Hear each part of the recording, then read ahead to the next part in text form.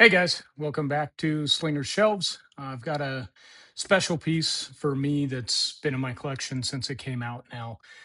This is the Prime 1 Dark Knight Returns Superman. Um, I don't see a lot of these in people's statue collections, Prime 1 collections, Superman collections. It's just a piece that, for some reason, either a lot of people don't show it, the ones that have it, or it just pops up once in a while. But I think, arguably, next to Hush, which everybody knows, that's like the pinnacle piece of Superman in your collection, your statue collection. I think this is almost right there with it. Some people, like I've said in my other reviews, some people don't like Frank Miller's take on what he did with that look of Superman. Some people do. I am one of those people. I just really think this piece is, I just love the fact that, hey, Superman can get pissed if he needs to, and he can really, really take care of business if he needs to. Obviously, the Dark Knight comic, Dark Knight Returns comic, introduced us to the Batman versus Superman fight. Just obviously, that's become iconic over the years, and I just like that thought that instead of the good old boy that is always smiling and doing the right thing, and all, if he has to, he's going to do what he needs to do, and sometimes that's ugly, and sometimes people get hurt, and in this case, he was after Batman because Batman was after him. Anyways, like I said, Prime One, Superman. It's just great. It is so well done. The texture on the suit is it's next level. They kind of stepped it up a notch after they did the Hush. I keep pointing over there because my Hush Superman is there, but Hush was still very good. Still is very good. It's top notch. This just has a deeper texture to it on the outfit. Boots are really well done. There's a little bit of weathering, shading, paintwork, which I only have a few Prime One pieces, and they are a little bit older pieces, but I think the paint is just it's phenomenal. I don't know if I think they're still doing just as good. I've heard maybe a few shaky things, but nothing crazy. But this and the couple others that I have, the paint is just top notch. They just don't screw it up. I've got him posed. He's got his angry face, mouth open. We've got a couple of switch out heads. I'll show those.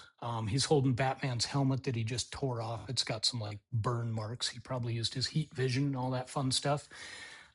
But he's on the tank from Dark Knight Returns. It's half, obviously, but it's a big base, which if you collect Prime One, you know their bases are just they're monstrous. I've always had kind of a love-hate relationship with that. Probably why I only have a few of the pieces is because the bases, I know they're trying to tell a story with it, but at the same time, sometimes it's a little too much when you're already getting, in this case, a third scale statue, which by in that of itself is it's huge. So it's tough for a lot of collectors because, as we all know, space is a premium. So, like I said, texture, paint, switch out head, switch out arms. It's just, it's fantastic. And like I said, I just don't see it a lot. So I wanted to throw this up on video just so you guys could have a real close look at it. I'm going to do some swap outs with the hands, probably a couple of the heads, just so you can have a different look, see what it looks like. Rotate it here. Like I said, it is very, very big, but Cape is fully sculpted. You can tell, but it is very well done. Very well done. He's coming right at you. He is angry. He is about to do something crazy. He's got his right hand all balled up in a fist there, and he's ready to go. So just a great piece. I only have a few Superman statues, but they're all third scale. I kind of shut down after I got the ones I wanted. This was definitely one of them. I'm one of the people that I kind of like what Frank Miller did. He just took it in a new direction instead of always going with that bright Boy Scout look that always is smiling and shaking hands. He took it in a different direction. I've heard, I have no idea how true this is. I've heard that he kind of compared Superman to like a Frankenstein type person, just this big, out of control, lumbering giant that just had enormous power. Pitted him against Batman, and then we have that iconic battle. So, but anyways, I'll do some swap outs, and we'll take it from there. Thanks. All right, guys, here we go. We got, like I said, the angry face, and there's the texture on that suit. You can see it's actually quite deep. It has some pretty good ridges to it. Emblem, just Frank Miller style. Almost his whole chest is taken up by it. And then down to the boots. He's stepping forward. I'm going to show you one thing. The one complaint I do have about this piece is out of the box.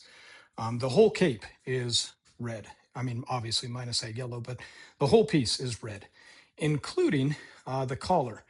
And what I did, right underneath there, where it meets, it's shadowed actually, but that is blue, and I painted that because everybody who knows Superman knows his cape should not be red all the way across his neckline.